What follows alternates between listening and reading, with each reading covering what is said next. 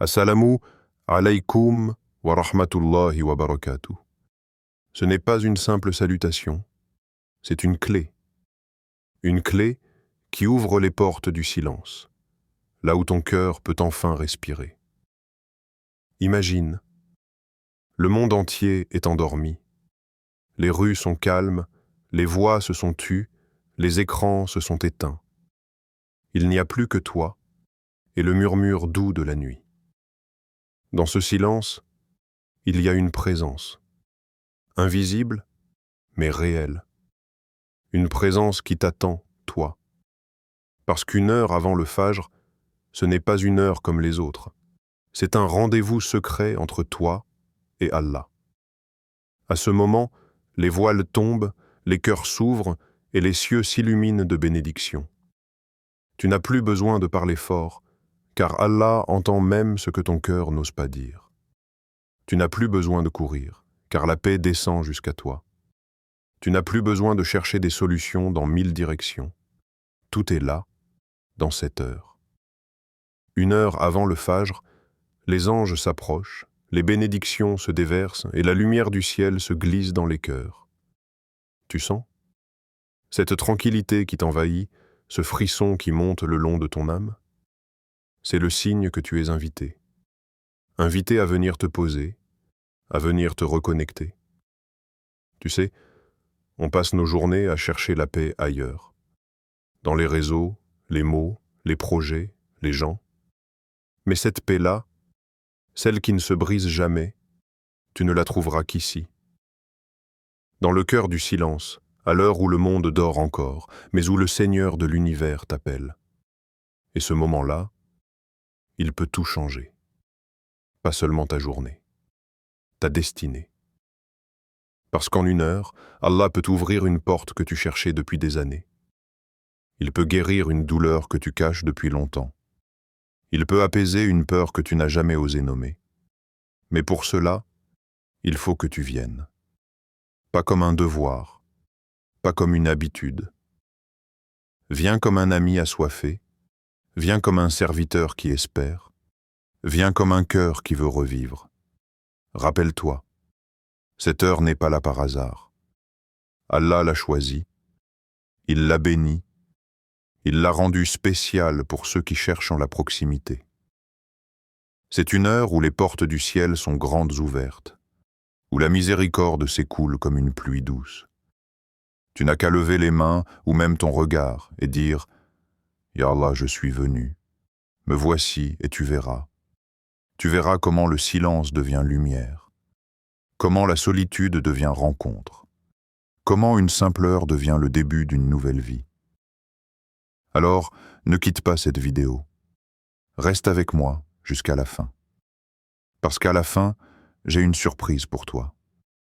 Quelque chose qui pourrait t'accompagner dans tes propres moments de nuit. Et pendant que tu écoutes, laisse ton cœur commenter. Oui, écris en commentaire un mot, une phrase, un ressenti. Un simple « Alhamdulillah » ou « Je veux goûter à ce moment » suffira. Ces mots, ce sont les graines d'un engagement. Et surtout, partage ce rappel. Pas pour moi. Partage-le comme un don, comme une sadaka cachée. Peut-être que grâce à toi, un autre cœur se lèvera avant le fajr.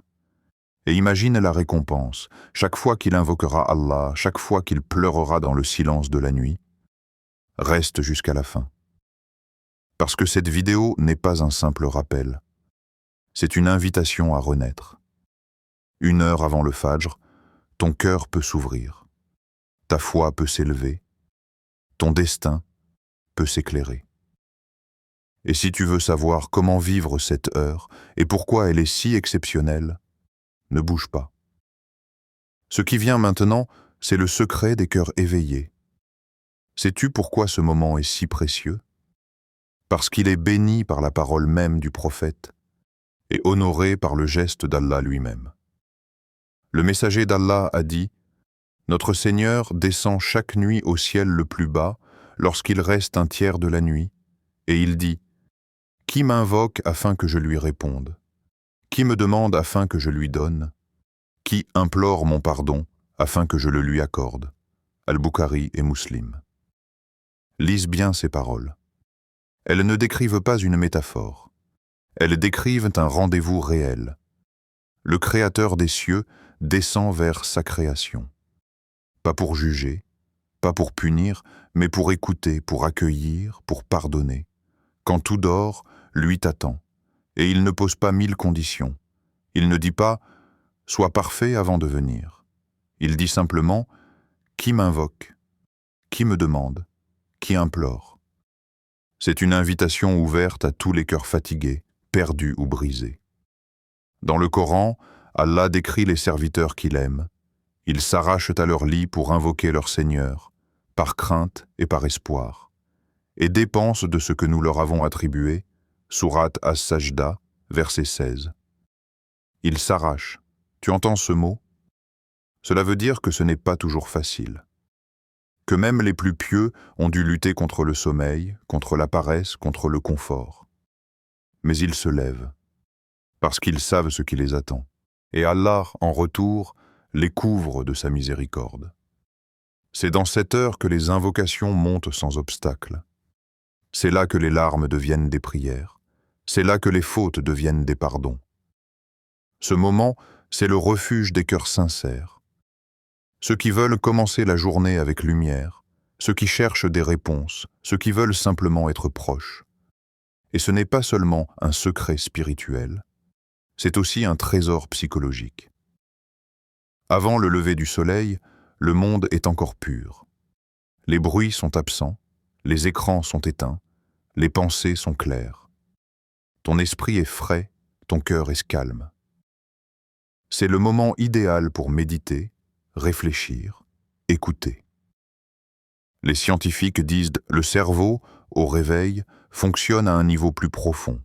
Les idées sont plus nettes, la concentration plus forte. Mais le croyant sait que cela n'est pas seulement biologique, c'est spirituel, parce qu'Allah met la baraka dans le matin. Quand tu pries à 7 heures, tu n'offres pas seulement du temps, tu offres le meilleur de ton temps. Quand tu fais du dhikr à 7 heures, tu purifies ton cœur avant même que la journée commence. Et quand tu verses une larme à 7 heures, tu verses un trésor dans ton livre des bonnes actions. Les pieux prédécesseurs l'avaient compris. Imam al-Ghazali disait « La prière nocturne est une lumière dans le cœur, une force dans les membres et une clarté dans l'esprit. Et cette lumière, tu peux la sentir. C'est celle qui éclaire ta journée entière. Regarde l'imam Ahmad ibn Hanbal. Il passait le dernier tiers de la nuit à Tahajjud, et quand les épreuves venaient, il restait ferme. D'où venait cette force ? De ces nuits, de ces conversations silencieuses avec Allah. Et aujourd'hui encore, des milliers de croyants témoignent. Des hommes et des femmes ordinaires, comme toi. Ils racontent comment, en se levant avant Fajr, ils ont vu leur vie changer. Un cœur apaisé, un problème résolu, une porte ouverte. Parce que dans le silence de la nuit, Allah répond toujours. Alors écoute-moi bien. Ce moment, 1 heure avant le Fajr, n'est pas juste un choix. C'est une opportunité divine. 1 heure que tu offres à Allah et qu'il multiplie en bénédiction. 1 heure que tu vis avec sincérité et qu'il transforme en lumière. Ne pense pas que c'est trop tard, même si tu ne l'as jamais fait, même si tu t'es égaré longtemps. Ce moment-là t'attend toujours. Parce que le Seigneur des mondes descend chaque nuit, pas pour chercher les parfaits, mais pour réveiller les sincères. Alors lève-toi, même 1 fois par semaine, même pour 10 minutes. Dis simplement « Ya Allah, me voici. J'ai besoin de toi. » Et tu verras comment ce simple geste deviendra la clé d'un cœur vivant. Tu sais, il y a des paroles qui traversent les siècles. Des phrases gravées non pas sur du papier, mais dans les cœurs. Et ces paroles viennent de ceux qui ont goûté à la douceur de la nuit. Ceux qui se sont levés quand tout dormait, ceux qui ont marché dans l'obscurité pour chercher la lumière. Parmi eux, Imam al-Ghazali, un homme qui n'était pas seulement un savant, mais un explorateur du cœur. Il disait « La prière nocturne est une lumière dans le cœur, une force dans les membres et une clarté dans l'esprit. Une lumière, une force, une clarté. 3 trésors cachés dans les larmes de la nuit. Quand tu te lèves pour prier avant le fajr, ce n'est pas seulement ton corps qui bouge. C'est ton âme qui s'élève, ton cœur qui s'éclaire, ton esprit qui s'ouvre. Ceux qui ont goûté à cette lumière savent qu'elle ne s'éteint jamais. Même quand la journée devient lourde, même quand les épreuves se succèdent, cette lumière reste là, comme une lampe intérieure qui ne vacille pas. Imam al-Razali n'écrivait pas pour remplir des livres. Il écrivait ce qu'il vivait. Dans ses nuits, il trouvait la force d'éduquer les âmes, la sagesse de guérir les cœurs. Et chaque fois qu'il posait son front sur le sol, il ressentait que la connaissance la plus pure ne vient pas des livres, mais des prosternations silencieuses. Puis il y a Imam Ahmad ibn Hanbal, cet homme de patience et de persévérance. Un homme qui a traversé l'épreuve, la prison, la solitude, mais qui n'a jamais lâché la corde d'Allah. Il avait un secret, ses nuits. Chaque dernier tiers, il se levait, seul, dans le froid ou dans la chaleur, pour prier, pour invoquer, pour pleurer. Et il disait « Ces moments me donnent la force d'affronter les épreuves. » Voilà le secret. Pas dans les discours, pas dans les débats, mais dans le silence d'une prière nocturne. C'est là que l'âme devient solide, que la foi se renforce, que les tempêtes perdent leur pouvoir. Tu vois, ceux qui se lèvent avant le fajr ne sont pas des anges. Ce sont des humains comme toi, avec des doutes, des faiblesses, des blessures. Mais ils ont compris que dans cette heure, Allah ne demande pas la perfection. Il demande la présence. Et à travers les siècles, ils ont laissé des traces. Des hommes, des femmes, des savants, des croyants ordinaires, tous ont témoigné du pouvoir de cette heure. Certains ont trouvé la guérison, d'autres la clarté, d'autres encore la paix. Mais tous ont trouvé Allah. Aujourd'hui encore, des voix s'élèvent. Des frères, des sœurs, des jeunes, des anciens. Ils racontent leur rencontre avec le silence béni. Un jeune dit « Je cherchais des réponses. J'avais l'impression que ma vie tournait en rond. Un jour, j'ai entendu un rappel sur le fajr. J'ai décidé de me lever, juste une fois. Cette nuit-là, j'ai pleuré. Sans raison. Ou peut-être avec toutes les raisons. Depuis, je me lève, même fatigué. Parce que cette heure, c'est le seul moment où je me sens vraiment vivant. » Une mère confie « J'avais tant de soucis, tant de charges sur le cœur. J'ai commencé à me lever, avant le fajr, pour parler à Allah. Juste parler.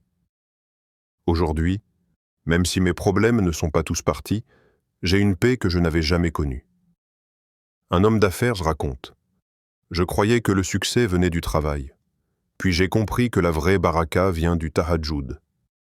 Depuis que je me lève avant le fajr, mes décisions sont plus claires, mes projets avancent avec facilité.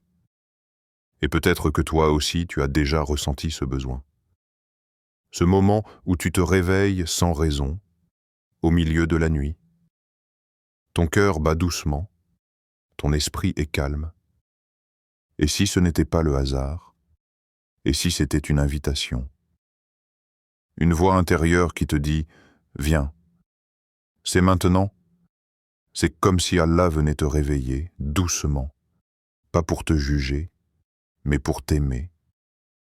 Il t'a choisi, parmi des millions d'endormis, pour vivre ce moment d'intimité. Parce que la nuit, c'est là que les secrets du cœur se révèlent. Il y a des choses qu'on ne peut pas dire dans la foule, des douleurs qu'on ne peut pas partager, des prières qu'on ne peut murmurer qu'à Allah. Et cette heure, c'est le sanctuaire de ces confidences. Regarde autour de toi. Chaque génération a eu ses veilleurs de nuit. Ceux qui se levaient pour prier, pour pleurer, pour espérer. Ils ne cherchaient pas la gloire, ni les likes, ni les regards. Ils cherchaient seulement le visage d'Allah. Et quand le fajr se levait, leur cœur était déjà en lumière. Toi aussi, tu peux rejoindre cette lignée. Tu peux écrire ton nom dans le livre silencieux des cœurs éveillés. Pas besoin d'être un érudit, pas besoin d'être parfait. Il suffit d'une intention, d'un réveil, d'un « Ya Allah, me voici ». Peut-être qu'un jour, c'est toi qui témoigneras. Tu diras « J'étais perdu, mais j'ai trouvé la paix dans le dernier tiers de la nuit ». Ou « Je n'arrivais plus à prier, mais dans le silence avant le fajr, ma foi est revenue ». Ou encore « Je ne savais pas que quelques minutes pouvaient changer toute une vie ». Parce que cette heure n'est pas une routine. C'est un miroir. Elle te montre qui tu es vraiment, quand personne ne te regarde. Et c'est dans ce miroir que tu verras ton âme purifiée, aimée, pardonnée. Il y a une chose que beaucoup oublient. En islam, tout commence par le cœur. Avant les gestes, avant les mots, avant même le réveil. Il y a l'intention. Le prophète a dit « Les actions ne valent que par leurs intentions, et chacun sera récompensé selon son intention. » Al-Bukhari et Muslim. C'est une clé immense. Tu veux changer ta vie? Commence par changer ton intention. Parce que ce n'est pas ce que tu fais qui compte, mais pourquoi tu le fais. Tu peux te lever avant le fajr, faire 2 rak'at, réciter des dhikrs. Mais si ton cœur n'est pas tourné vers Allah, ce sont des gestes vides. Et inversement, si ton intention est pure, même si tu ne fais qu'un petit pas, Allah le transforme en lumière. L'intention, c'est ce souffle invisible qui donne vie à l'acte.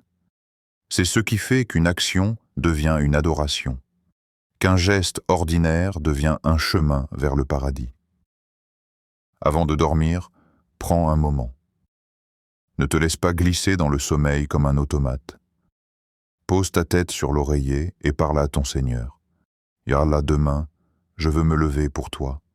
Donne-moi la force. Réveille-moi dans ta miséricorde.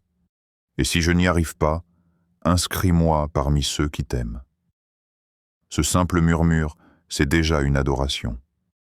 Parce que la niya, c'est la graine.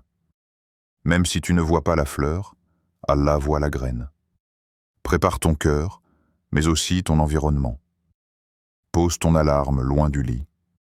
Prépare ton tapis, tes vêtements, ton espace.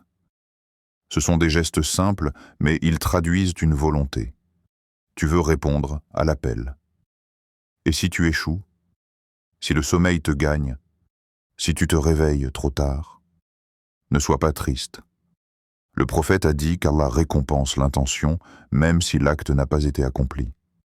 Car Allah regarde le cœur. Commence petit.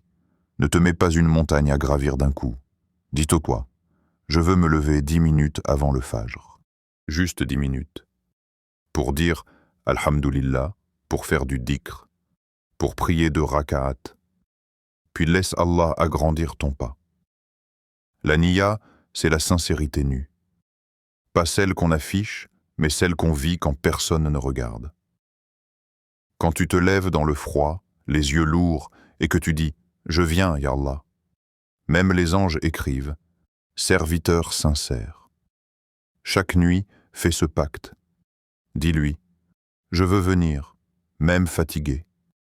Je veux t'aimer, même quand c'est dur. » Et tu verras comment ton cœur changera. Parce que quand l'intention est pure, Allah ouvre les chemins. Même les plus grands savants ont commencé ainsi.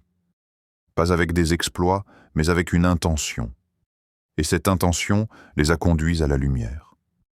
Souviens-toi, ce n'est pas la grandeur de ton acte qui compte, mais la pureté de ton cœur.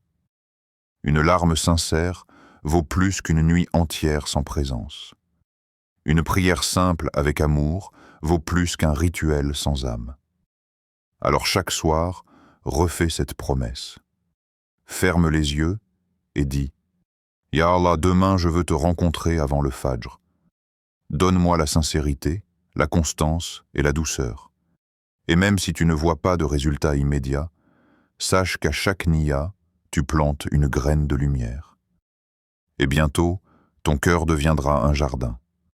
Maintenant que ton cœur est éveillé, que ta niya est sincère et que ton intention est claire, il est temps de remplir ce moment béni. Parce qu'une heure avant le fajr, chaque minute est un trésor. Et ces trésors, tu peux les cueillir avec les actes d'adoration que le prophète lui-même a pratiqués. Ne te presse pas. Il ne s'agit pas de cocher des cases. Il s'agit de vivre un instant d'intimité avec ton Seigneur. Cette heure n'est pas un programme rigide, c'est une conversation entre ton âme et Allah. Commençons ce voyage sacré, étape après étape. Premièrement, la prière de Tahajjud, c'est le joyau de la nuit. Le prophète a dit, la meilleure prière après les prières obligatoires est celle de la nuit. Muslim. Et si tu savais ce qu'elle contient, tu ne la délaisserais jamais. Tahajjud, c'est ce moment où ton front touche le sol dans un silence absolu, où tu sens que le monde entier s'efface et qu'il ne reste plus que toi et lui. Aucune distraction, aucune obligation, aucune foule. Juste une âme et son Créateur.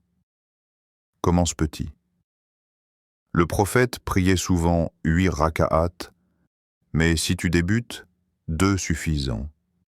2 raka'at avec un cœur présent, valant mieux qu'une longue prière sans conscience. Fais-les lentement. Récite calmement, comme si chaque mot du Coran était une lumière qui descendait dans ton cœur. Ce n'est pas une récitation mécanique, c'est une écoute. Quand tu dis « Alhamdulillahi Rabbil Alamin », ressens que tu parles à ton Seigneur. Quand tu dis « Iyyaka na'budu wa iyyaka nasta'in », sens que tu fais un pacte. Et dans la prosternation, arrête-toi.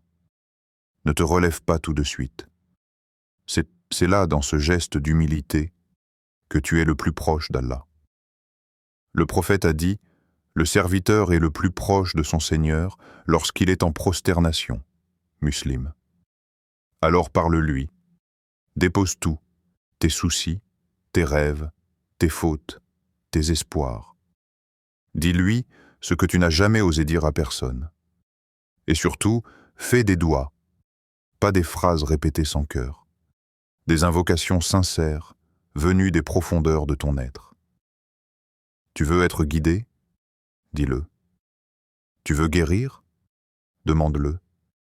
Tu veux aimer Allah plus fort? Avoue-le, Tahajjud, c'est une confession d'amour, une preuve de fidélité, une clé du cœur. Et même si tes larmes coulent, laisse-les couler. Ce sont les perles du pardon. Deuxièmement, la lecture du Coran.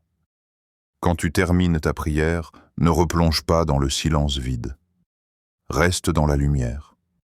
Prends le Coran, pas pour lire vite, mais pour écouter. Parce qu'à cette heure, c'est Allah qui te parle. Allah dit, et récite le Coran lentement et clairement. Al-Muzammil, 73-4. Lise lentement, avec amour. Même si ce n'est qu'une page. Même si ce n'est qu'un verset. Ce qui compte, ce n'est pas la quantité, c'est la profondeur.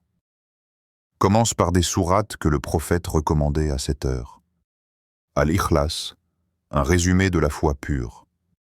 Al-Falak et An-Nas, 2 boucliers contre les ténèbres visibles et invisibles. Ayat al-Kursi, 255, une forteresse de lumière. Et les derniers versets de Al-Baqarah, 285 à 286, dont il a dit qu'ils suffisent pour celui qui les récite la nuit.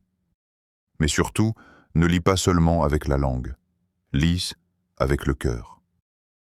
Quand tu lis un verset sur la miséricorde, arrête-toi, ressens-la.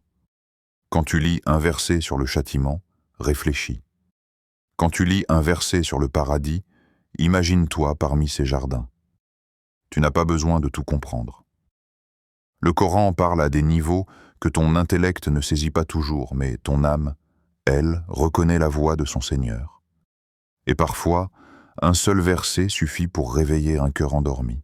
Essaie, une nuit, de t'arrêter sur un verset qui te touche. Ferme les yeux, répète-le, et laisse sa lumière s'installer. Troisièmement, Les invocations, duas. Après le Coran, laisse ton cœur s'ouvrir une dernière fois. Parce qu'à ce moment, les portes du ciel sont ouvertes. Le prophète nous l'a appris.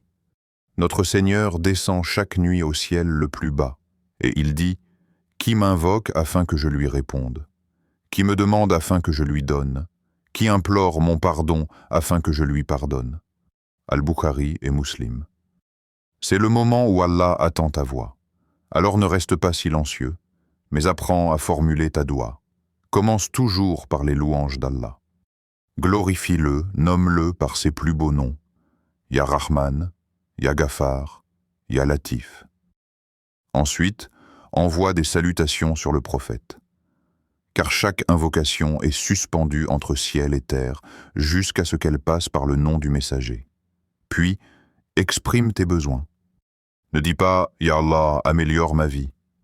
Dis « Ya Allah, guide mon cœur, purifie mon intention, facilite mes études, accorde la santé à mes parents ». Sois spécifique, parce que celui qui sait ce qu'il veut, sait aussi où il veut aller. Et n'oublie pas, la gratitude ouvre les portes de l'exaucement. Remercie Allah pour ce qu'il t'a déjà donné, avant de lui demander plus. Enfin, prie pour les autres. Parce que le prophète a dit, « Quand un musulman invoque en faveur de son frère, l'ange dit, « Amin, et pour toi la même chose, Muslim. » Chaque fois que tu pries pour autrui, tu récoltes toi-même la récompense. Alors, ce moment, fais-en une cascade de dua. Pour toi, pour tes proches, pour la communauté. Et laisse le ciel s'ouvrir. Souviens-toi, ces 3 actes, tahajjud, Coran, dua, sont les 3 joyaux du dernier tiers de la nuit. Même si tu ne peux pas tout faire, choisis-en un, mais fais-le avec amour. Parce qu'Allah regarde la sincérité avant le nombre. Quand la prière s'achève, quand la lecture s'apaise, il reste un espace de silence, un espace que tu peux remplir de lumière. Cet espace, c'est celui du dhikr et de la méditation spirituelle. Le dhikr, c'est le battement du cœur du croyant. La méditation, c'est la respiration de l'âme. Et ensemble, ils construisent un sanctuaire intérieur. Allah dit, « Ô vous qui croyez, invoquez beaucoup Allah. » Al-Ahzab 33, 41. Et le prophète a dit, « Les paroles les plus aimées d'Allah sont « Subhanallah, Alhamdulillah, La ilaha illallah, Allahu Akbar » Muslim. Le dhikr, ce n'est pas une répétition mécanique. C'est une conversation subtile. Chaque mot est une clé. Quand tu dis « La ilaha illallah », tu purifies ton cœur de tout autre attachement. Quand tu dis « Allahu Akbar », tu rappelles à ton âme que rien n'est plus grand que lui. Quand tu dis « Astaghfirullah », tu ouvres la porte du pardon. Quand tu dis « Hasbi Allahu la ilaha illa huwa », tu remets ton fardeau entre ses mains. Assieds-toi, ferme les yeux, respire profondément et répète doucement ces paroles. Pas pour faire un décompte, mais pour ressentir. Le dhikr, c'est comme semer des graines dans ton cœur. Chaque mot plante une fleur. Et plus tu évoques Allah, plus ton jardin intérieur devient verdoyant. Il n'y a pas de moment plus doux que celui où ta langue s'accorde à ton cœur. Et quand tu atteins cette harmonie, tu ressens une chaleur, une paix, une présence. Ne cherche pas la performance, cherche la présence. Même si tu répètes un seul mot, Allah, Allah, fais-le avec conscience. Parce que le but n'est pas de parler d'Allah, mais de parler à Allah. La méditation, en islam, ce n'est pas vider son esprit. C'est le remplir d'Allah. C'est un moment d'observation intérieure. Un miroir entre ton cœur et ton Créateur. Choisis un endroit calme. Éteins tout, assieds-toi ou reste prosterné. Ferme les yeux, respire lentement. Avant de commencer, fixe une intention claire. Ya Allah, je veux te sentir proche. Je veux réfléchir à tes bienfaits. Je veux comprendre ce que tu attends de moi. Puis respire, doucement. À chaque inspiration, dis dans ton cœur, Subhanallah. À chaque expiration, Alhamdulillah. Laisse ces mots devenir ta respiration. Ensuite, pense. Regarde dans ton esprit les bénédictions qu'Allah t'a données, les moments où il t'a sauvé sans que tu le saches, les signes autour de toi, le ciel, la lumière, le vent, ta propre existence. Allah dit « Et sur la terre, il y a des preuves pour ceux qui croient avec certitude, ainsi qu'en vous-même. N'observez-vous donc pas ?» Sourate Ad-Dariyah, 50 et 20 à 21. Pose-toi des questions. Qu'est-ce qu'Allah attend de moi aujourd'hui? Qu'ai-je fait pour le remercier? Que puis-je purifier dans mon cœur? Puis, ne dis plus rien. Reste dans le silence. Ce silence n'est pas vide. C'est le moment où Allah te répond, pas par des mots, mais par une paix soudaine, une larme douce, une idée lumineuse. Ceux qui goûtent à cette méditation sentent un apaisement que le monde ne peut pas donner, une sérénité qui ne dépend ni des circonstances ni des gens. Et quand tu ouvres les yeux, tu sens que ton cœur est plus léger, comme si tu avais respiré la miséricorde. Ces instants de dhikr et de méditation font de toi un croyant conscient. Tu n'es plus emporté par la routine. Tu vis ta foi. Ils apportent une foi renforcée, car tu sens la présence d'Allah. Un cœur apaisé, comme Allah le dit. C'est par l'évocation d'Allah que les cœurs se tranquillisent. Ar-Ra'd 13, 28. Une clarté mentale, parce que le silence et la réflexion ordonnent tes pensées. Chaque nuit où tu fais cela, tu te purifies un peu plus. Tu deviens plus doux, plus patient, plus reconnaissant. Et cette paix se reflète dans ta journée, dans ton regard, dans ta parole. Le dhikr et la méditation, c'est comme respirer avec ton âme. Et plus tu le fais, plus ton cœur devient vivant. Le prophète a prononcé une invocation pleine de sagesse. « Ô Allah, bénis ma communauté dans ces matinées. » At-Tirmidhi.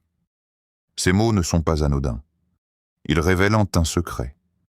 Le matin est un moment béni, un champ fertile où la réussite pousse comme une graine bien arrosée.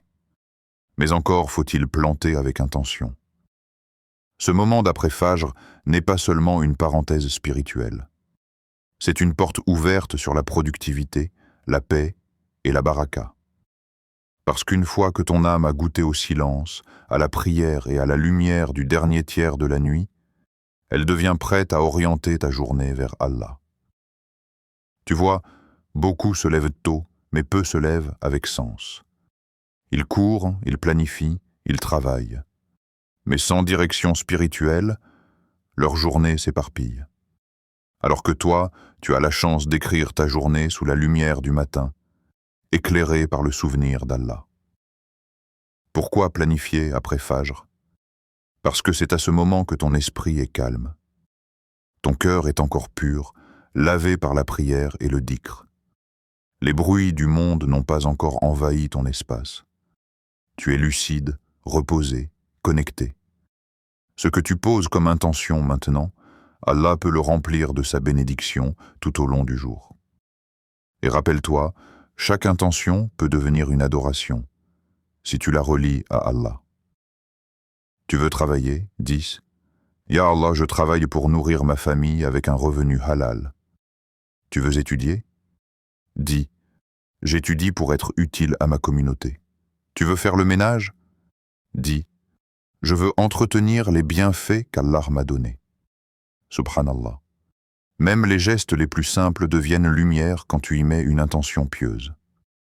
Comment planifier concrètement? Voici une méthode douce, inspirée du Coran, de la Sunna et des pratiques modernes d'organisation. Pas besoin d'un tableau complexe, juste un carnet, une feuille ou ton téléphone. Premièrement, liste les tâches importantes. Écris 3 choses essentielles à accomplir dans ta journée. Pas 30, 3. Parce que la baraka n'est pas dans la quantité, mais dans la clarté. Demande-toi, quelles sont les 3 actions qui donneront du sens à ma journée? Exemple, faire mes prières à l'heure, sans compromis. Appeler mes parents pour prendre de leurs nouvelles. Terminer ce travail ou projet pour lequel je suis responsable. Tu verras, quand tu écris, tu engages ton cœur. Deuxièmement, fixer des intentions pieuses pour chaque tâche. C'est ici que ta planification devient spirituelle. Tu ne fais pas juste ta liste de choses à faire, tu alignes ton âme sur ta journée. Avant chaque tâche, ajoute cette phrase dans ton cœur. Je fais cela pour plaire à Allah. Alors ton travail devient adoration. Ton apprentissage devient quête spirituelle. Ton aide devient sadaka. Et même ton repos devient obéissance si ton intention est de recharger ton corps pour mieux servir Allah. Troisièmement, prévoir des pauses spirituelles. Ne remplis pas ton emploi du temps au point d'étouffer ton âme. Entre 2 tâches, prévois un temps de respiration spirituelle. 5 minutes de dhikr, 2 raka'at, une lecture courte du Coran, ou simplement quelques mots de gratitude. Exemple. Après le travail du matin, répète 100 fois Subhanallah wa bihamdihi. Avant de déjeuner, récite Ayat al-Kursi pour la protection. Avant de dormir, écris 3 bienfaits pour lesquels tu remercies Allah.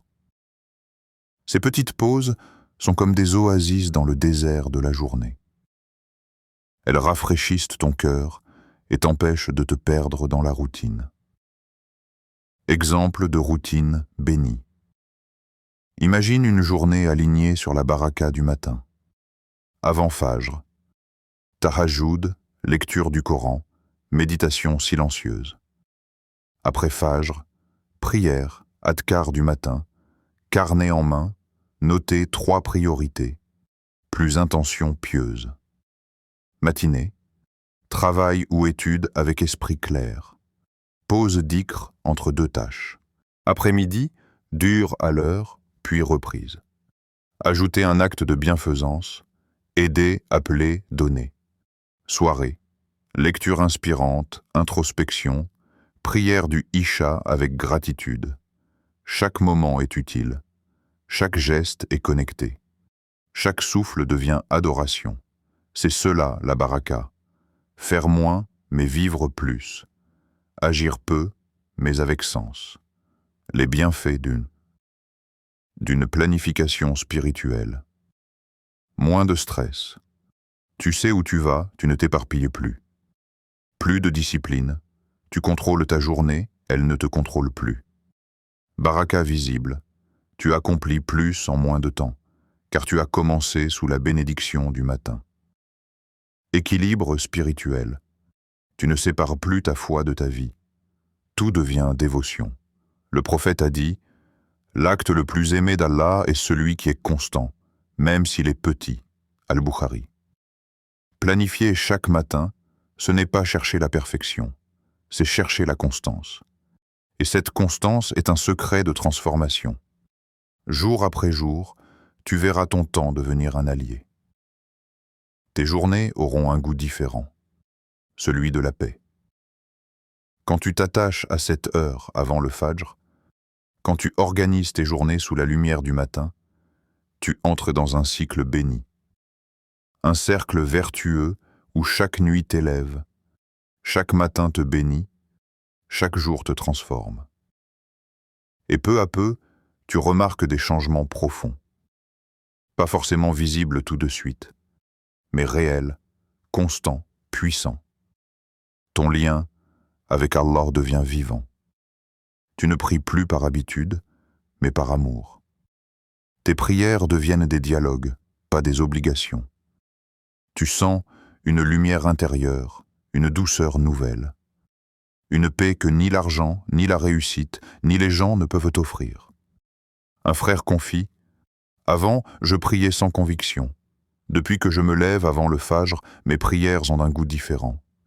Je sens qu'Allah m'écoute. » Une sœur dit « Je croyais avoir perdu ma foi.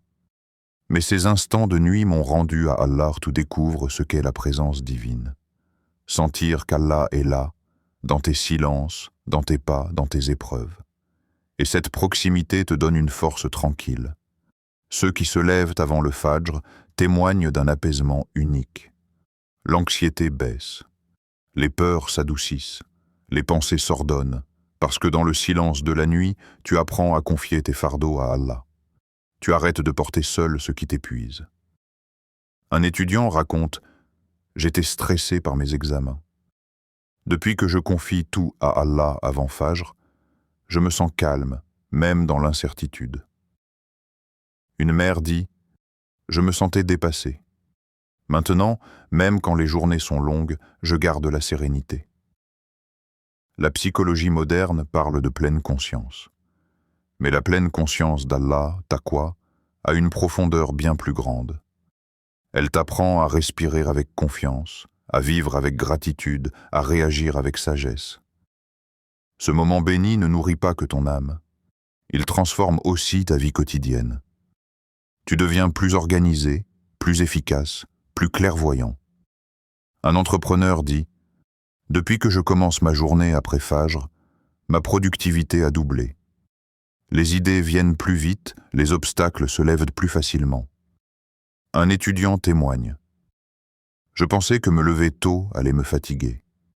En réalité, je me sens plus énergique et concentré, et plus ton cœur est en paix, plus tes relations s'adoucissent. Tu pardonnes plus, tu écoutes mieux, tu souris davantage. Parce que la paix du cœur se reflète sur le visage. Au fond, toutes ces transformations sont liées. La foi éclaire le cœur. Le cœur apaisé ordonne l'esprit. L'esprit clair guide les actions. Tu n'es plus spectateur de ta vie, tu en deviens acteur conscient. Chaque journée devient un acte d'adoration. Chaque difficulté, une opportunité d'élévation. Et le plus beau, ce n'est qu'un avant-goût.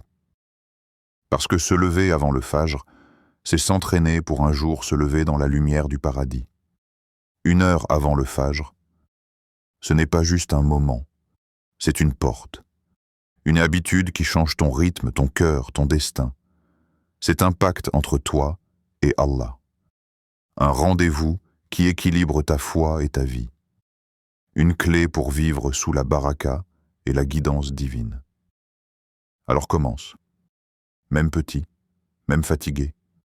Dis, Ya Allah, réveille-moi dans ta miséricorde. Et tu verras, cette heure ne te prendra rien. Elle te donnera tout. Wassalamu alaykum wa rahmatullahi wa barakatuh.